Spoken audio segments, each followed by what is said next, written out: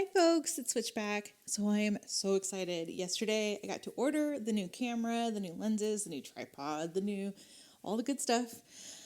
I'm so excited. So today is Saturday and it should all be here Wednesday. I am working on practicing some of the other techniques that I really want to nail, like panoramas, and I want to start learning about how to stack video or how to stack photos. I can still do that with the old camera, but I realized I didn't show you guys any photos that I've actually taken in my intro to my photography channel. So maybe that would be helpful to have. Most of the good photos that I've taken have actually been with my phone, and moving to a real camera makes a big difference in the quality. So I have been practicing with my T7 DSLR, and the next camera that I'm going to have is a mirrorless camera, which is like the new technology. The T7 is also what's called a crop sensor or APS-C, and the Sony A7Rv is a full sensor or full frame sensor. And so that means it'll bring in more light. It is just simply better quality. So I'm really looking forward to seeing what the difference is going from my phone to the T7 to the A7R5. And none of this is to knock what you can do with a phone, because a phone is what is generally going to be on you. And so I have taken a lot of photos that I really actually am very proud of, and I have blown up around my house. I've done a lot of traveling, and I have been very lucky to be able to capture beautiful things in beautiful places. There goes the ice in the freezer. And thank God for modern technology and what phones can do nowadays. I have an iPhone 14 Pro, and that's what most of these photos are taken with. A few years ago, I bought my T7. I did start taking some photos with it, but I really didn't understand how to really make the most of it. I didn't understand some of the basics, like the exposure triangle and how aperture and shutter speed and ISO all work together, let alone even where any of those really were. I understood shutter speed, but that was about it. I have made a point of trying to really understand more of the technical side, starting with the exposure triangle. So I took to YouTube and started watching multiple videos, and having people explain it in different ways really helped me to understand it better. So it's something I highly recommend if this is something that you're trying to learn. Let me see what some of the channels are that I've watched, because I know it helps to see history. I really enjoy watching Peter McKinnon. I haven't done a whole lot of like his educational videos, but he is a beautiful photographer, completely different style than me, but I love his stuff. Simone D'Entremont, and I'll link all of these down there, but he has some really good educational videos. I like the way that he speaks, and he really does explain things in a way that my brain processes them well. Adorama has some good educational videos. They're not quite as entertaining as some of the other ones out there, but they do put together some really helpful info. Caitlin James is another one. She does a lot of wedding photography, which I don't do, but she still explains a lot about the technical stuff, and I like that she talks about the business side of things, because I do potentially want to get into the business side of it. Aiden Robbins is another excellent photographer and videographer. He does a lot of outdoors filming and photography, hiking, backpacking, and some of the lenses that I got are actually the same ones that he uses. Pix Imperfect, they have some interesting stuff.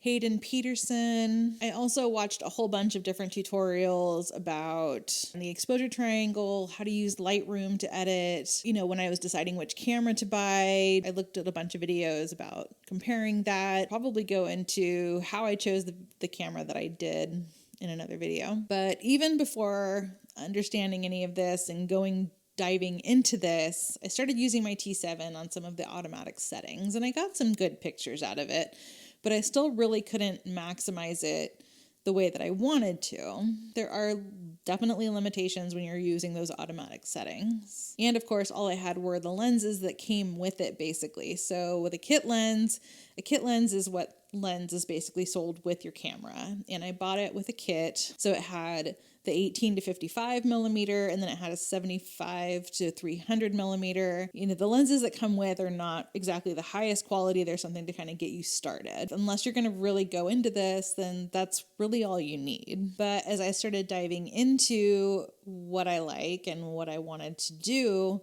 I started learning about like Milky Way photography, for example, and realized that the aperture, or the f number, on the lenses that I had wasn't low enough to really capture the Milky Way. So the first lens I bought, in addition to the ones that came with my camera, was a 24 millimeter f2.8 STM.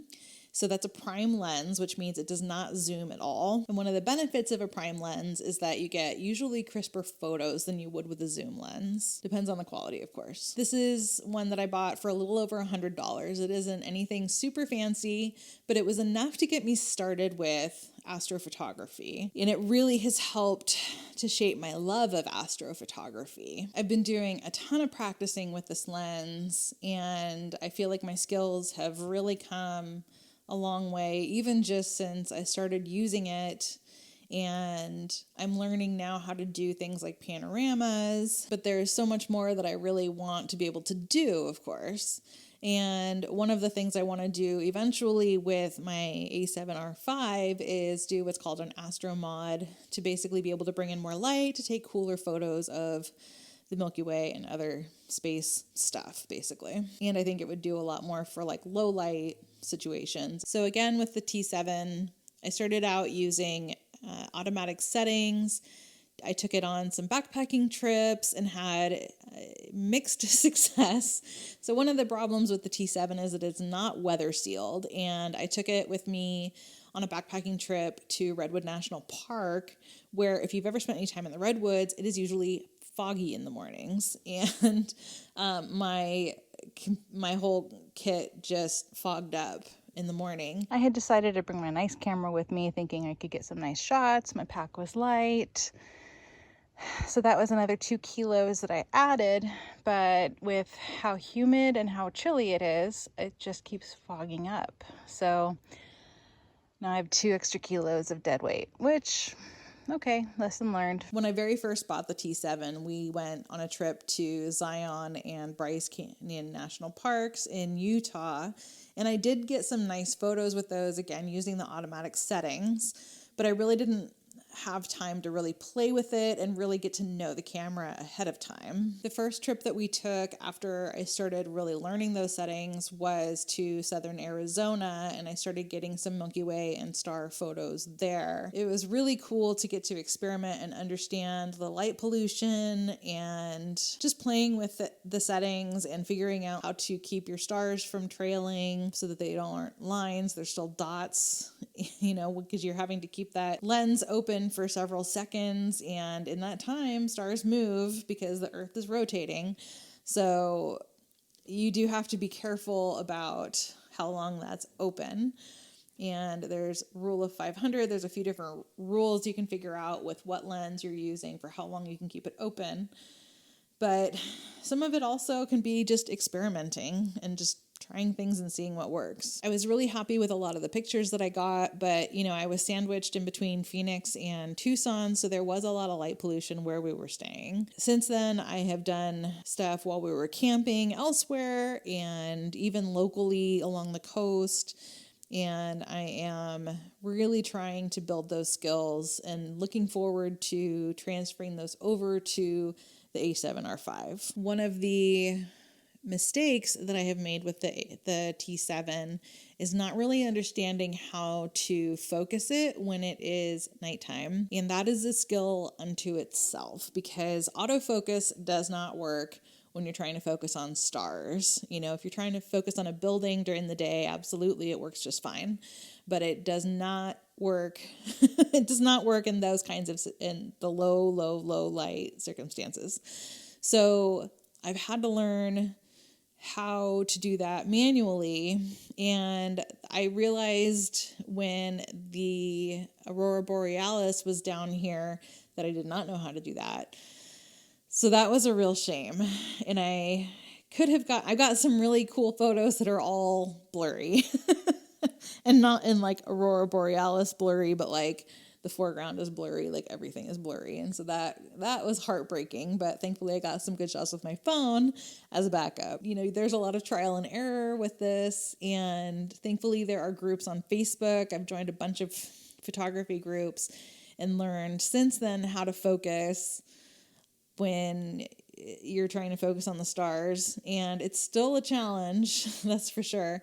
But I'm hoping that it will be a little bit easier with this new camera coming. One of my focuses this week also is getting my website up and running. I don't know if there's going to be photography on there yet, but at least getting something up and live and potentially a blog in there, and just some of the other stuff that I've been wanting to get connected with that. And once it is live, I will let you all know, but it's a work in progress for sure. So in the meantime, my knee is being the way that it is, and I am still using my cane. I got a new fancy blue one. So I am going to go and work on all of that now. Thank you so much for watching, and I'll look forward to seeing you in the next one. Bye.